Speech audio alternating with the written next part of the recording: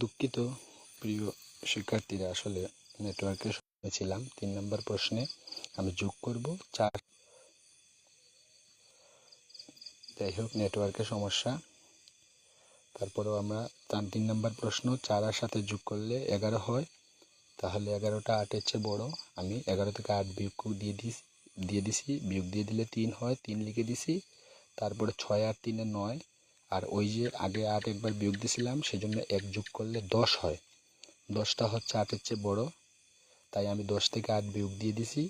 10 থেকে 8 গেলে 2 থাকে, 2টা যোগফলে বসে গেছে। 5 আর 2-এ 7 হয়, আর এখান থেকে 1 আসলে এখানে 8 হবে।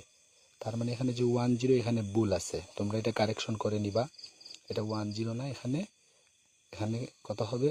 আবার দেখি আমি। 7 4 11, 11 থেকে 8 গেলে 3, 6 3 9 আর 10, 10 থেকে 8 গেলে 2। ওকে, 5 আর 2-এ 7 আর 1-এ 8, না ঠিকই আছে, 8 হয়ে গেছে। 8 মানে এটা অক্টালের ভিত্তি 8-এর সমান হয়ে গেছে।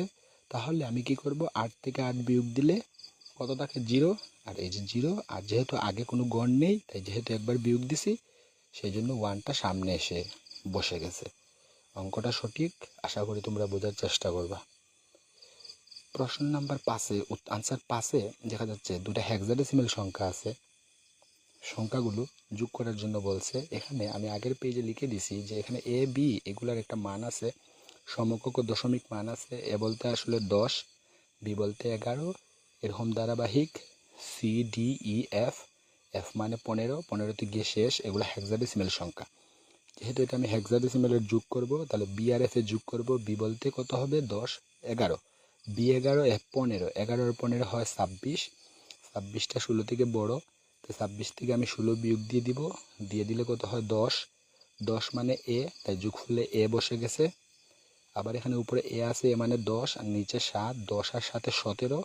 আগের ঘর থেকে 1 বিয়োগ দিছিলাম, 16 বিয়োগ দিছিলাম বলে এখানে 1 যোগ হবে। তাহলে কত? 10 আর 7 17, আর 1 18। 18টা হয়ে গেছে 16 থেকে বড়। 18 থেকে 16 চলে গেলে 2 বসে গেছে। তেমনি 8 আর 2-এ 10, আর 11। হ্যাঁ, 11 16 থেকে ছোট, তাই এখানে 11-র পরিবর্তে বি বসছে। ওকে, এগুলো হচ্ছে যুগের নিয়ম। ঠিক আছে, যুগ এভাবে করার চেষ্টা করতে হবে। আশা করি তোমরা কিছুটা হলেও বুঝতে পেরেছো। আর বিয়োগের বেলা আসলে দেখো, এখানে বাইনারি বিয়োগ আছে, অক্টালের বিয়োগ আছে, হেক্সাডেসিমালের বিয়োগ আছে।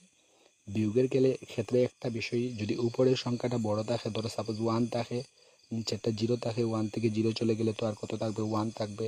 তেমনি 1 থেকে 1 চলে গেলে 0। কিন্তু তখনই আমরা ঝামেলায় পড়ব, যখন উপরের সংখ্যাটি ছোট থাকবে, অর্থাৎ 0 থাকবে, এবং নিচের সংখ্যাটি 1 থাকবে। তখন কি করতে হবে? তখন আমাদেরকে অবশ্যই বিয়োগের নিয়ম মেনে পাশের ঘর থেকে সংখ্যা নিয়ে আসতে হবে। পাশের ঘর থেকে নিয়ে আসা মানে আমরা জানি 1 নিয়ে আসা। যেমন আমি আনসার 2-তে দেখতেছি উপরে 0 আছে, নিচে 1 আছে, তাহলে বিয়োগ করব। 0 থেকে 1 যায় না, সেই জন্য আমি এই 1 থেকে এখানে 1 নিয়ে আসব। আর এই বিয়োগের বেলা আমরা এই টেকনিকটা অ্যাপ্লাই করব। পাশের ঘর থেকে এখানে 1 নিয়ে আসা মানে, বাইনারির ক্ষেত্রে 1 নিয়ে আসা মানে 2 নিয়ে আসা। অক্টালের ক্ষেত্রে পাশের ঘর থেকে 1 আনা মানে 8 আনা। আবার হেক্সাডেসিমেলের ক্ষেত্রে 16 নিয়ে আসা। এইভাবে আমি দেখো, 1 থেকে যদি 2 0 যেখানে আছে এখানে 1 নিয়ে আসে মানে 2 হলো। 2 থেকে 1 গেলে 1। পাশের ঘর থেকে 1 নিয়ে আসছিলাম, তাহলে এটা 0 হয়ে গেল। এর আগের ঘর 0 আছে, তাহলে এর আগের ঘর থেকে নিয়ে আসলাম এই যে 0 যেখানে আছে এখানে, তাহলে এখানে 2 হলো। 2 থেকে আবার এই ঘরে নিয়ে আসলাম, আবার এটা 2 হলো। 2 থেকে 1 গেলে 1, 0-র জায়গায় এখন 1 হয়ে গেল। 1 থেকে 1 গেলে 0। এভাবে আমি এই বিয়োগটা করেছি।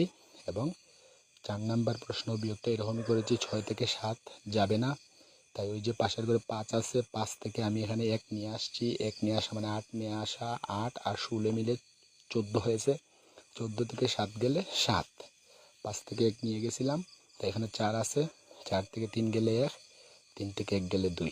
ওকে, হেক্সাডেসিমেলের বেলায় ওই রকম 2 থেকে 5 যাবে না, তাই আমি পাশের ঘরে 3 আছে, এখান থেকে 1 নিয়ে আসলাম মানে 16 নিয়ে আসলাম। 16 আর এখানে 2 আছে, 2 18।